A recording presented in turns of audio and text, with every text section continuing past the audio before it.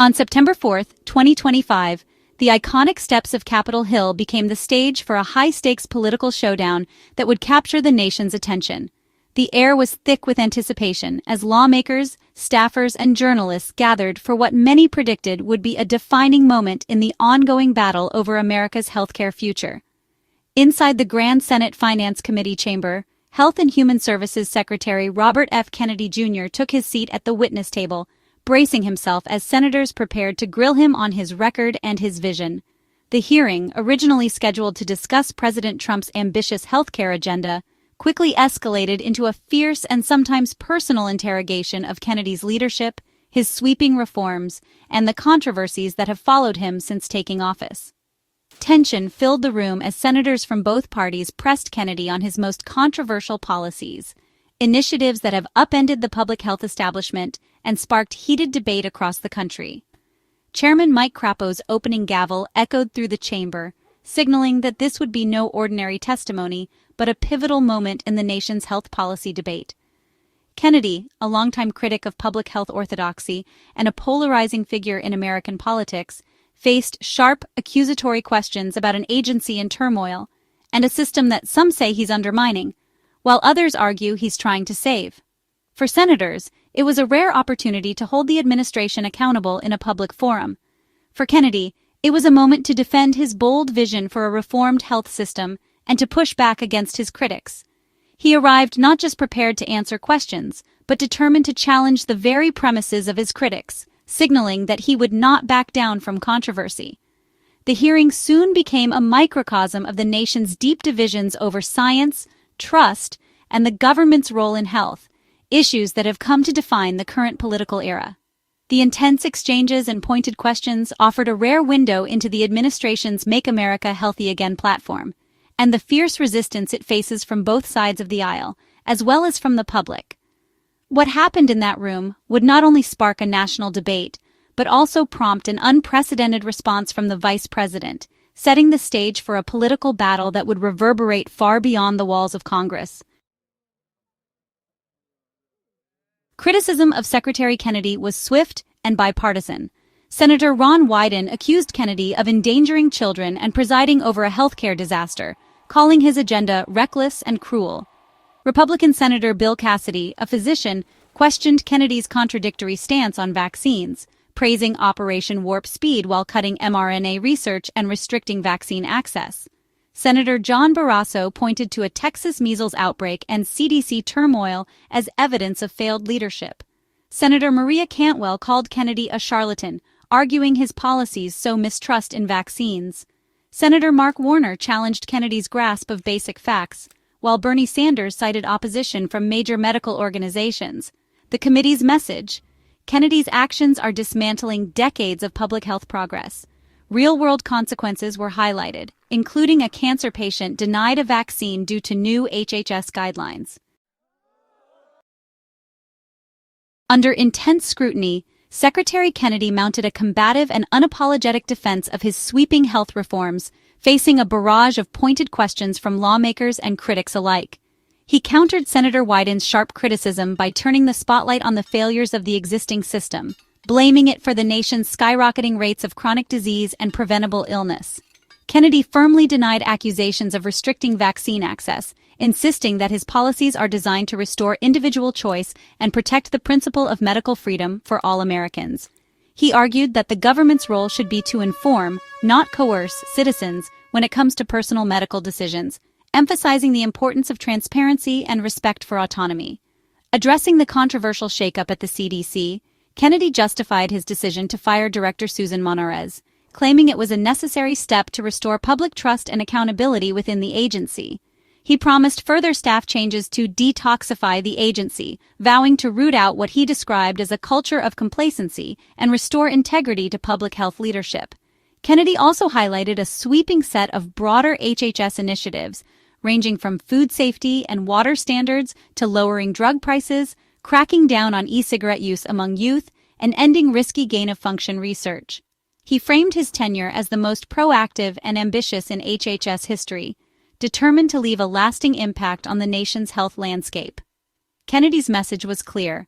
His reforms are not reckless experiments, but long overdue corrections to a system he described as deeply broken and in urgent need of change.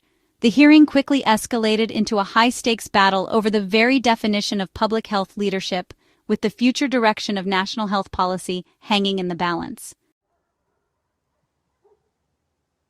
The Senate drama exploded online when Vice President JD Vance issued a fiery defense of Kennedy on X, formerly Twitter. Vance blasted senators as hypocrites, accusing them of supporting untested therapies for children while attacking Kennedy. His post went viral, reframing the debate and energizing the administration's base. Vance's blunt, profane language shocked political observers and signaled a new, aggressive White House strategy. The message: the administration would not let its cabinet secretaries be attacked without a fight.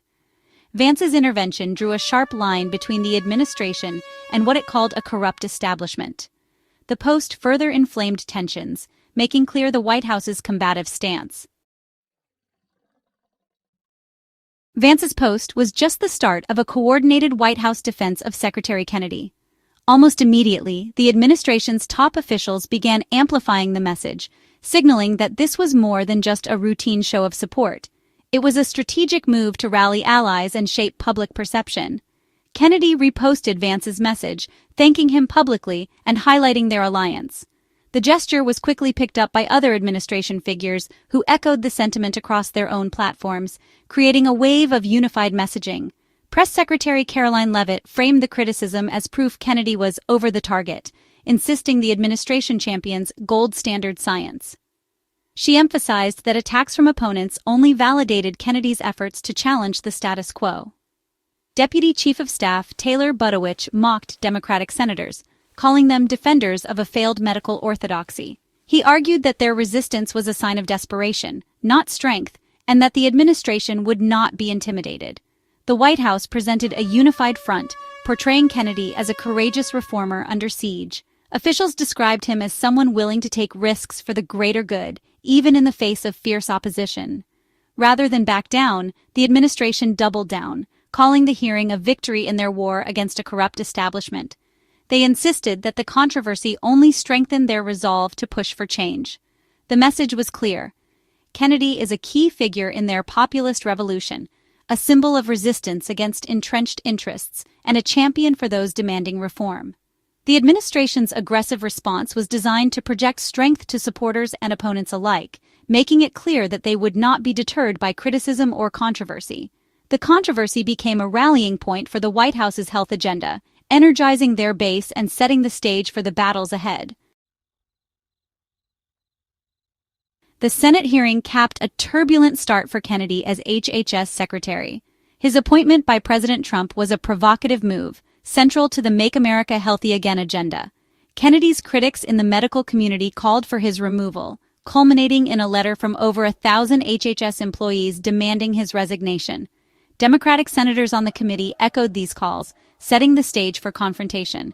Kennedy's first major act, canceling $500 million in mRNA vaccine research funding, alarming scientists and signaling a break from established public health practices. He also removed government recommendations for COVID-19 vaccines for healthy children and pregnant women, sparking outrage among pediatricians. Supporters hailed these moves as victories for medical freedom. Critics warned they would leave vulnerable populations unprotected. The resulting firestorm made the explosive Senate hearing inevitable. Kennedy's reforms focused on the CDC, beginning with the public firing of Director Susan Monterez. He restructured the CDC's vaccine advisory panel, replacing members with those skeptical of vaccine safety. Critics called this a politicization of science, fearing it would undermine the agency's credibility. The new panel's upcoming meeting is expected to review and potentially roll back vaccine recommendations, with national implications. Supporters see these changes as necessary to restore trust and remove pharmaceutical influence. Opponents warn that replacing scientists with political appointees could cripple the CDC and lead to preventable disease outbreaks. The turmoil at the CDC is now central to the broader conflict over health policy. The stakes, the future of national immunization schedules and public health preparedness. The agency's direction under Kennedy is being watched with anxiety by the medical community. The hearing spotlighted personal stories to illustrate the impact of Kennedy's policies. Senator Cassidy described a cancer patient denied a vaccine at a pharmacy due to new HHS guidelines, challenging Kennedy's claim that access remains unchanged. The story showed how policy shifts can create confusion and restrict care, even if not officially. Senator Barrasso raised alarms about a Texas measles outbreak, linking it to declining vaccination rates and public mistrust. These examples moved the debate from politics to real-world health consequences. Senators argued Kennedy's policies were making Americans more vulnerable to preventable diseases. The hearing underscored the fundamental mission of public health, protecting the population's well-being. The stakes of the debate were made personal and urgent. The Senate hearing was a defining moment, exposing a fundamental clash over America's health future. On one side, the medical consensus, warning Kennedy's actions threaten a century of public health progress.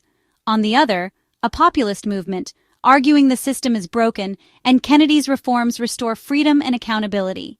The hearing put these narratives on a collision course, with consequences for every American. The debate centers on who should make life and death decisions, government experts or individuals and their doctors. The White House's aggressive defense shows its commitment to reform, while bipartisan Senate criticism reveals deep resistance. The legacy of this confrontation will shape American healthcare for years to come. The nation stands at a crossroads, its next steps crucial for generations.